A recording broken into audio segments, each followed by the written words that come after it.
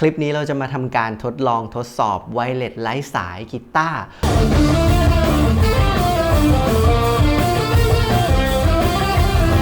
รุ่นใหม่ล่าสุดแล้วก็เป็นตัวท็อปจากทางค่าย NUX นะครับ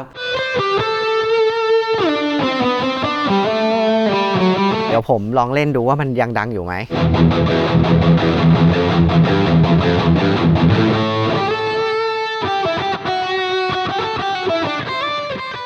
สวัสดีครับผมจักรณัฐพลครับคลิปนี้เราจะมาทำการทดลองทดสอบไวเลสไร้สายกีตาร์รุ่นใหม่ล่าสุดแล้วก็เป็นตัวท็อปจากทางค่าย NUX นะครับ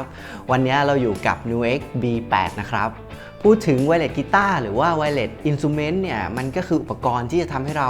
เล่นกีตาร์ได้โดยไม่ต้องใช้สายแจ็คให้เกะกะนะหรือพูดง่ายๆก็คือเราเล่นกีตาร์โดยไร้สายสัญญาณใดๆมารบกวนเลยณปัจจุบันเป็นเรื่องไม่ไกลตัวเลยเพราะว่าไวเลสกีตาร์เนี่ยราคาไม่แรงเหมือนสมัยก่อนแล้วอย่างรุ่นนี้ B8 เนี่ยเป็นตัวท็อปของ NUX นะครับราคาประมาณ10,000นิดเองนะก็ถือว่าจับต้องได้เลยแล้วผมเห็นนะตั้งแต่แบบเด็กๆที่ประกวดดนตรี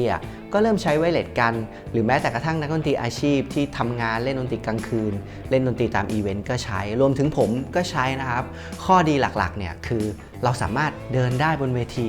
เดินเนี่ยมันไม่ใช่เดินเพื่ออะไรนะเพื่อนๆเราเป็นนักดนตรีเราเป็นอาชีพที่เอนเตอร์เทนเนอร์หรือบางคนไม่ได้ทำเป็นอาชีพแต่เวลาที่เราเล่นดนตรีเนี่ยเราก็ต้องเอนเตอร์เทนคนดูการที่เราสามารถเดินไปไหนได้โดยไม่มีสายแจ็คเกะกะเนี่ยมันเหมือนเราไปเอนเตอร์เทนคนดู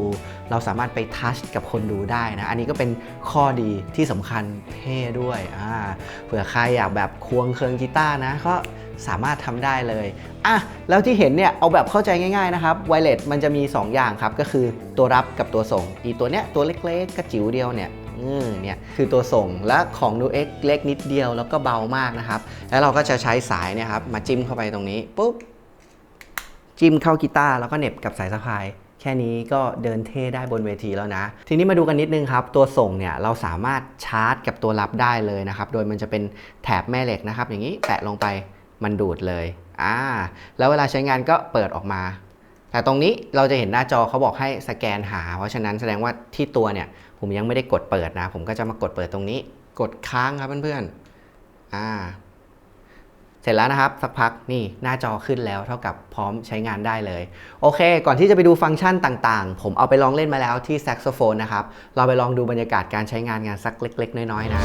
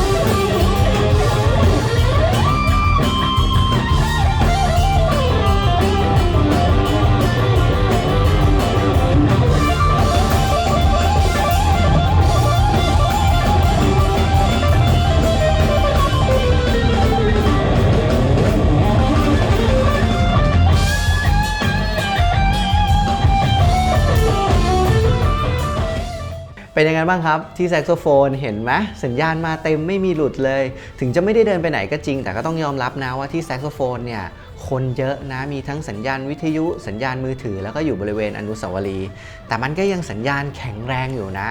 แล้วก็ทาง NUX เนี่ยเขาเคลมไว้ว่าสัญญาณมันส่งได้ประมาณ50เมตรทีนี้ผมเห็นหลายๆช่องได้ทดลองและเอาไปเล่นกลางถนนเอาไปเล่นที่แบบเดินไกลๆมันก็ไม่มีหลุดแต่ทีนี้ช่องของผมอยากจะทดลองแบบที่ยังไม่มีใครทดลองผมอยากรู้ว่าสัญญาณเนี่ยมันจะทะลุกำแพงได้ไหมเอาเป็นว่าเดี๋ยวผมจะทดสอบจะลองออกไปเล่นข้างนอกลองขึ้นชั้น2ทั้งแนวนอนทั้งแนวดิ่งลองดูว่ามันจะแรงทะลุกำแพงไหมแล้วมันจะไปได้ไกลแค่ไหนครับเวลาที่มันผ่านกำแพงผ่านสิ่งกีดขวางเพื่อนๆครับเดี๋ยวเราจะมาทดสอบแบบแนวดิ่งก่อนละกันเดี๋ยวผมจะปิดประตูห้องเรียนของผมนะครับซึ่งบรรยากาศแบบนี้ใครอยากมาเรียนกีตาร์กับผมตัวต่อตัวที่สตูดิโอนะครับทักมา ถามได้หรือว่าไม่สะดวกมาจะเป็นช่องทางออนไลน์ก็ได้นะครับแล้วก็ iWireless New X จัดจำหน่ายแล้วก็เป็นตัวแทนโดยตรงโดยร้าน Music Entrance นะครับคลิปนี้ก็ไปขอยืมร้าน Music Entrance มานะครับขอบคุณ Music Entrance ด้วยครับสเต็ปแรกเราลองปิดประตูก่อนสิเราลองดูซิว่ามันทะลุกำแพงได้ไหมตอนเนี้ยผมจะพอได้ยินอยู่แล้วยังไงเพื่อนๆลองฟังแล้วก็ช่วยกันคอมเมนต์ดูอันนี้ปิดประตูผมว่ายังไงมันก็ดังแค่ปิดประตู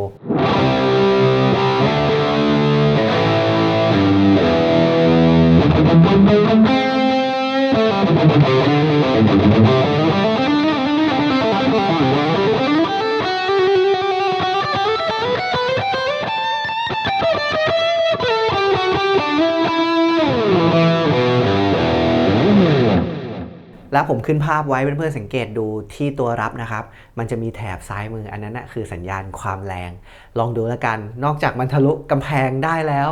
เดี๋ยวผมจะขึ้นไปข้างบนนะครับซึ่งระยะที่บอกว่า50 เมตรเนี่ยเวลามันผ่านการทะลุกำแพงเนี่ยมันจะต้องถูกทดทอนไปนะครับเดี๋ยวลองดูผมจะขึ้นไปในแนวดิ่งชั้น2และลองเล่นไปเรื่อยๆ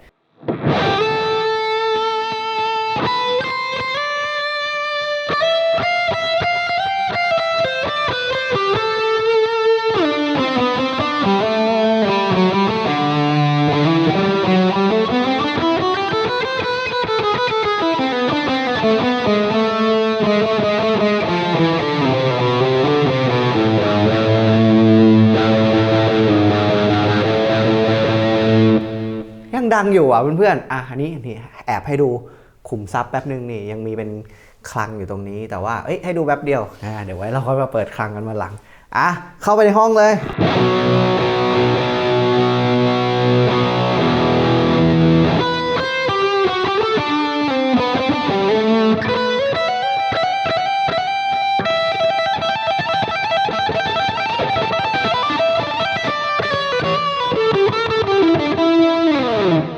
มันยังดังอยู่เนาะหรือว่ามันขาดอะไรยังไงก็ลองคอมเมนต์ดูหรือถ้าป๊อกแป๊กยังไงผมเล่นไม่ค่อยดีก็ขออภัยด้วยว่าผมไม่ได้ยินเสียงตัวเองทีนี้ขอปิดประตูไหมเท่ากับตอนนี้เพื่อนๆลองคำนวณดูนะประตูห้องนั้น1ชั้นแล้วยังไม่พอยังผ่านกำแพงอีกแล้วผ่านประตูนี่อีกผมปิดประตูดังไหมอันนี้เพื่อนๆต้องช่วยคอมเมนต์แล้วเพราะว่าผมไม่ค่อยได้ยินแล้วตอนนี้ปิดประตูแล้วเดี๋ยวผมเล่นไปเรื่อยๆนะ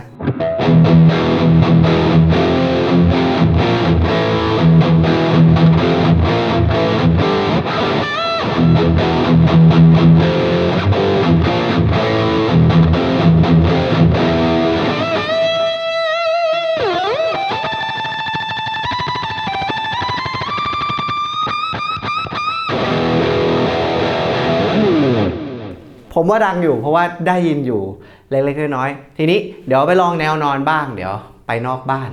ตามไหมครับมาอยู่นอกบ้านแล้วเพื่อนๆดูทะลุหลายกำแพงแล้วนะซึ่งตรงมุมนั้นครับก็มุมนี้เนี่ยอันนี้เป็นมุมห้องซ้อมอยู่ตรงนั้นนะก็เดี๋ยวผมลองเล่นดูว่ามันยังดังอยู่ไหมผมพอได้ยินดังอยู่เดี๋ยวเราเดินไปรอบบ้านครับ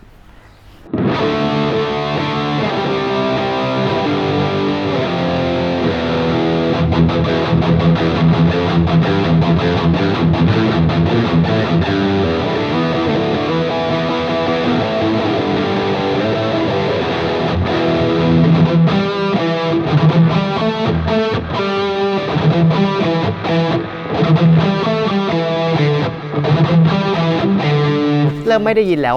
ขาดไม่ขาดเพื่อนๆคอมเมนต์หน่อย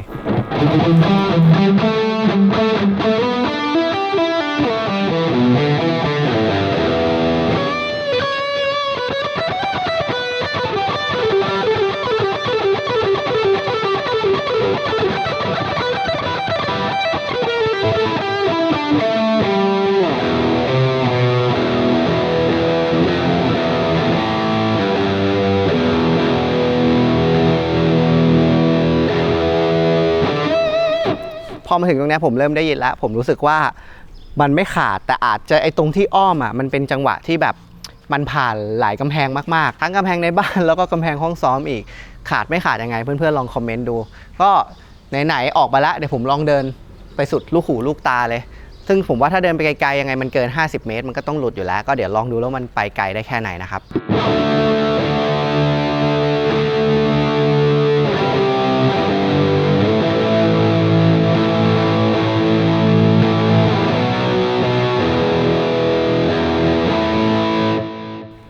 ตรงนี้น่าจะมี20 เมตรได้ไหมน่าจะได้นะไปอีก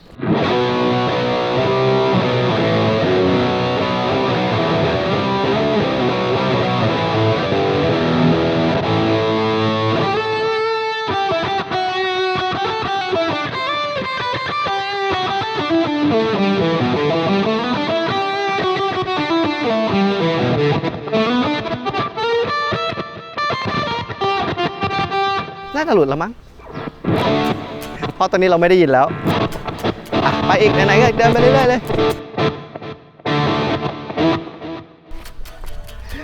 โอเคแค่นี้ก่อนผมว่าหลุดแล้วถ้าไม่หลุดก็คงจะเวอร์เกินไปแล้วนะก็ถือว่าเป็นการทดลองนะเพื่อนๆก็จะเห็นแล้วว่าไม่ว่าเราจะขึ้นชั้น2หรือว่าเราจะเดินวนรอบบ้านมันก็ยังใช้งานได้ซึ่งในระยะ50 เมตรเนี่ยในแนวที่เราไปเล่นดนตรีจริงๆบนเวทีเนี่ยมันไม่มีอะไรมาขั้นขนาดนี้หรอกอันนี้ก็ให้เห็นการใช้งานของการใช้ไวเลสจริงๆนะในระยะทั้งแนวนอนแนวดิ่งนะครับเรามาดูกันต่อที่รู Input Output ที่เขาให้มานะครับอันนี้ก็จะเป็น XLR ซึ่งความพิเศษของมันคือมันทำหน้าที่เป็น DI ได้ด้วย DI เนี่ยก็คือการส่งสัญญาณออกไปเป็นในลักษณะ XLR นะครับสมมุติว่าเพื่อนๆต่อกีตาร์ผ่านเข้ามาที่ตรงนี้ก่อนแล้วก็ส่งเข้าเอฟเฟกต์ใช่ไหมครับเราก็ยังสามารถสำรองเส้นเสียงสัญญาณกีตาร์ของเราตรงนี้ออกไปได้แต่ก็จะเป็นการที่เราไม่สามารถใช้เอฟเฟกต์ได้นะครับเพราะว่ามันปล่อยไปก่อนอันนี้เราไปใช้กับกีตาร์อะคูสติกก็ได้แล้วเขาก็จะมีลิปกาวมาให้แล้วก็มี USB มาให้ด้วยเป็น Type C นะครับแล้วอีกอันนึงก็เป็นรูที่เสียบสัญญาณไฟนะครับส่วนทางฝั่งนี้นะครับก็จะเป็น Input แล้วก็จะเป็น Return Output นะครับแล้วก็มาดูอีกฝั่งนึงก็จะเป็น Output รวมถึงมันก็ทำหน้าที่เป็นเซนส์ได้ด้วยแล้วก็มี Return นะครับนี่มาดูฝั่งตัวส่งบ้างนะครับตรงนี้ก็จะเป็นแถบแม่เหล็กนะที่เราสามารถประกบแล้วดูดได้กับตัวรับไปเลยแล้วตรงนี้ก็เราสามารถใช้ USB Type C พวก power bank อะไรเงี้ยครับชาร์จได้ในกรณีแบบแบตมันหมดหรือต้องเล่นนานจริงๆแต่เขาเคลมว่า6 ชั่วโมงเนี่ยผมว่าโอ้โหเหลือเฟือแล้วนะไม่น่ามีใครเล่นเกินนี้ทางฝั่งนี้ครับก็จะเห็นเป็นปุ่ม on off แล้วตรงนี้นะครับเป็น cable tone นะครับก็เป็นการชดเชยสัญญาณในลักษณะที่แบบเหมือนจำลองสายแจ็คอะไรพวกนี้นะครับส่วนตัวนี้ก็อันนี้เลยเป็นที่เป็นต่อรูแจ็คนะครับโดยเขาจะให้แจ็คมาเป็นอย่างนี้แล้วก็จิ้มเข้าปุ๊บแล้วก็หมุนล็อกได้ด้วยกดลงไปแล้วก็ล็อกเพราะฉะนั้นแข็งแรงทนทานมากไม่น่าจะหลุดง่ายๆเลยอันนี้ทีนี้ตัวมันเองเนี่ยนอกจากเป็นไวเลสไร้สายแล้วมันยังทำหน้าที่เป็นจูเนอร์ได้ด้วยเป็นบูสเตอร์ได้ด้วยแล้วก็ยังเป็นเซนส์รีเทิร์นได้ด้วยเซนส์รีเทิร์นก็คือการเอาไปต่ออาจจะเอาไปอยู่ข้างหลังดีเลย์อยู่ข้างหน้าดีเลย์อะไรก็ได้แต่วันนี้ผมขอเทสแบบง่ายๆก็คือผมออกจากรูเอาท์พุตหรือว่ารูเซนส์เนี่ยเข้าไปที่มัลติเอฟเฟกต์เลยแบบง่ายๆแค่นั้นเลยแล้วสัญญาณมันเนี่ยก็จะเป็นสัญญาณ 2.4 นะครับเพราะฉะนั้นโคตรง่ายครับเพื่อนๆก็จะเห็นแล้วว่าเรากดเปิดตัวส่งปุ๊บมันจะสแกนประมาณไม่เกิน 2-3 วิติดใช้งานได้ทันทีเรามาดูกันที่หน้าปุ่มนะครับเราจะเห็นเป็นปุ่มทั้งหมดมี3ปุ่มก็คือปุ่มโฮมกดเข้าไปปุ๊บเห็นไหมครับก็จะมีหน้าจอต่างๆแล้วเราก็สามารถหมุนเลือกฟังก์ชันต่างๆได้แล้วก็กดแบ็กกลับก็ได้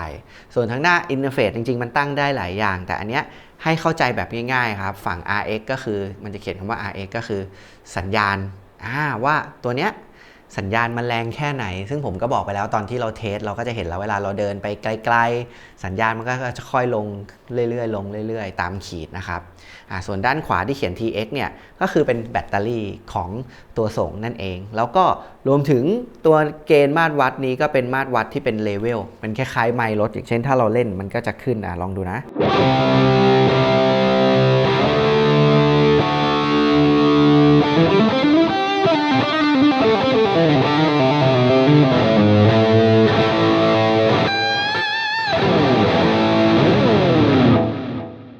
แต่อันนี้เป็นโซโล่ไฮเกนหน่อยก็เปิดไปค่อนข้างแรงนะเพื่อนๆเวลาใช้งานเราก็สามารถดูจากเลเวลตรงนี้ได้ด้วยต่อไปเรามาดูฟังก์ชันการใช้งานของมันครับแต่ละหน้าจอแต่ละเมนูมีอะไรบ้างกดโฮมเข้าไปเลยครับ เรามาดูที่ฝั่ง Display เข้าไปครับก็จะมี 4 อันครับกด Select เลือกไปเลยอันแรกเนี่ยเราสามารถเลือกได้ว่าเราอยากจะได้หน้าอินเทอร์เฟซแบบไหนอันนี้ก็คือหน้าอินเทอร์เฟซแบบออริจินอลของมันหรือจะเป็นแบบนี้ก็ได้ปึ้งแล้วลองกด Back ออกไปดูปุ๊บมันก็จะเป็นแบบนี้เวลาเล่น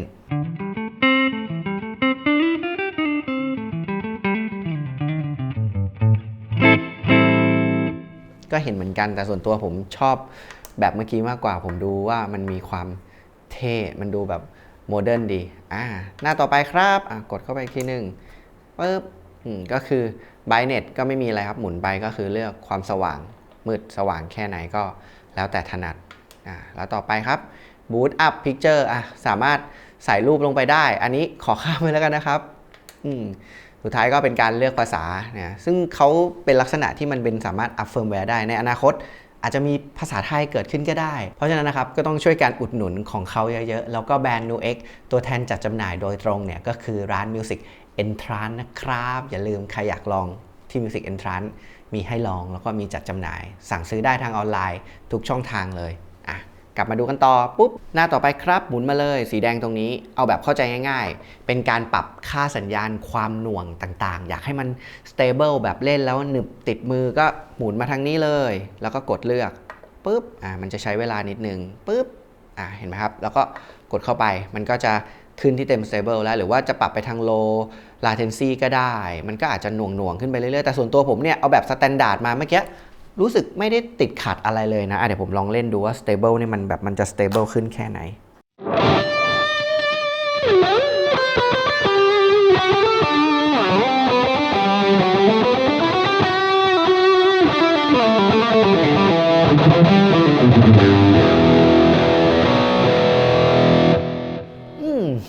ด้วยความเป็นมนุษย์อาจจะไม่ได้รู้สึกมากแต่ถ้าเป็นในทางวิทยาศาสตร์หรือในทางหลักการที่มันวัดได้ด้วยอุปกรณ์ที่มันเป็นเครื่องวัดเนี่ยผมว่ามันมีผลนะเดี๋ยวขอลองกลับมาแบบปรับแบบธรรมดาก่อนละกันสักตรงกลางปึ๊บหน้าต่อไปครับที่จูเนอร์ครับเรากดเข้าไปเลยอันแรกสีเขียวก็คือเป็นการเลือกดิสเพย์ในจูเนอร์ลักษณะต่างๆนะครับอย่างนี้แบบเดิมๆมันก็จะเป็นฟิลแบบนี้เดี๋ยวลองดูผมต้องกดค้างนะครับจริงๆมันตั้งได้จะให้ค้างหรือไม่ค้างลองตั้งดูสิ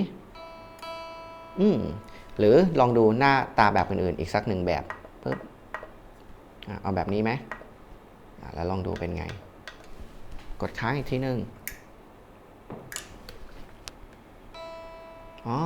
ก็จะเป็นฟิลนี้และตรงนี้ก็บอกค่อนข้างละเอียดเลยแต่ว่าผมเอาง่ายๆถ้าผมใช้ผมเอาแบบสแตนดาร์ดของมันดูง่ายกว่า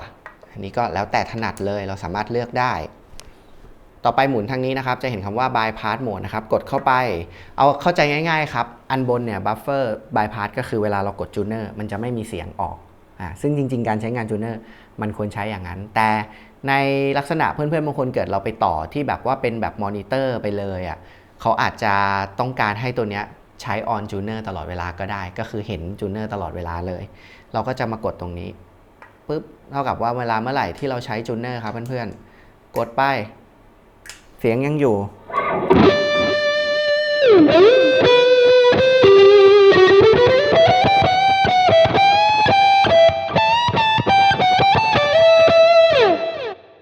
ต้องตั้งสายจริงๆแล้วครับสายเพี้ยนลองดู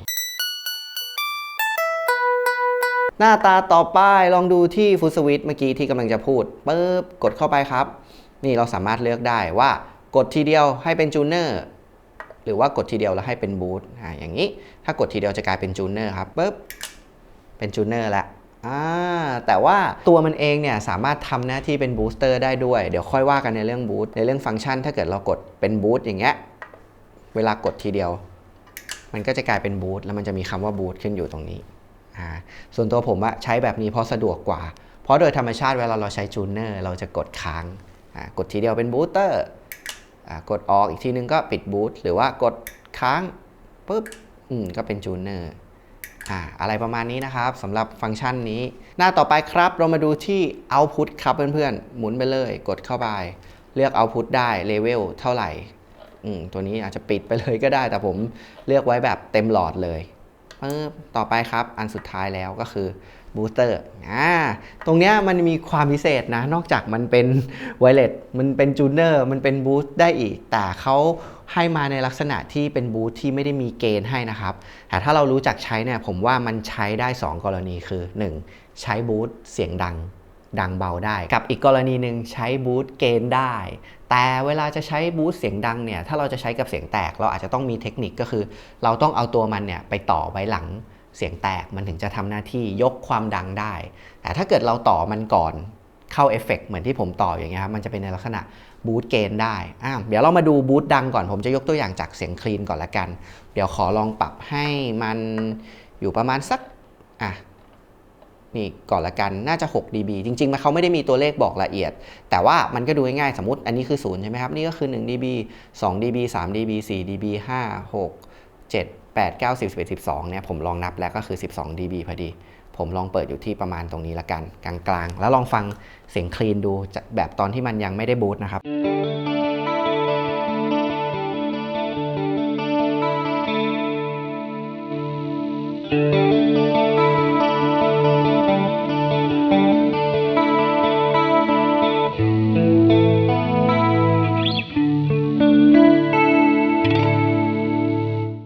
นี่ก็คือการใช้งานบูสต์เพื่อยกระดับความดังมาเราจะใช้กับเสียงคลีนอะไรก็ได้ที่มันไม่ได้มีในลักษณะแบบพวกเป็นเสียงเกณฑ์ขึ้นมาก็คือพวกโอเวอร์ไดร์กับพวกเสียงแตกไฮเกณฑ์พวกนี้มันจะยกดังไม่ได้ถ้าเราเอามาไว้ข้างหน้าแต่กับคลีนกับคอรัสโมดูเลชันทั้งหมดใช้งานได้เลยทีนี้มาดูในกรณีที่เราใช้มันเป็นบูสต์เกณฑ์เพื่อเพิ่มเกณฑ์เพิ่มเสียงแตกให้มันแรงขึ้นในกรณีนี้เดี๋ยวเพื่อนๆลองสังเกตดูอันนี้คือเสียงแตกที่ผมยังไม่ได้บูสต์เกณฑ์นะครับ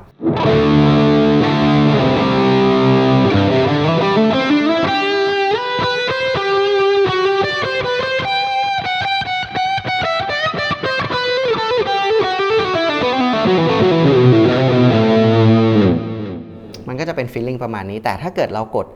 บูสต์ขึ้นมาปุ๊บ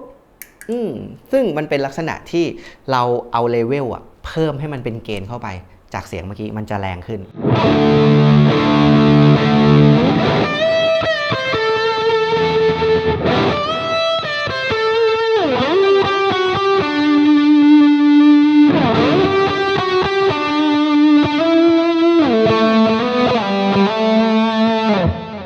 ทีนี้เวลาบูสต์เกณฑ์เป็นผมเร่งไปเลย12 dB และดูมันจะแรงแบบเป็นเส้นๆเลยลองฟังดูนะครับ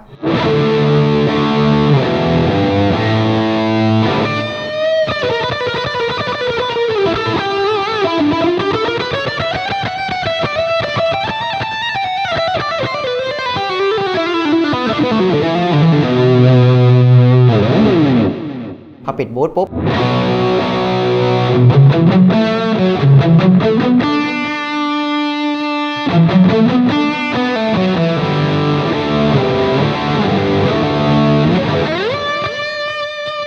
แล้วมันก็จะช่วยในเรื่องซัสเทน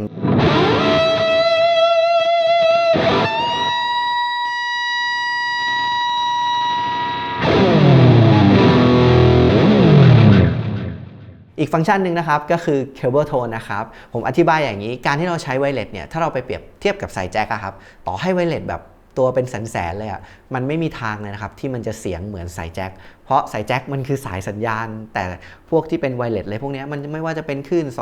2.4 คลื่น 5G คลื่นวิทยุมันเป็นคลื่นนะครับเพราะฉะนั้นสัญญาณมันมาเต็มกว่าอยู่แล้วเพียงแต่ว่าณปัจจุบันเนี้ยเขาทำมาชดเชย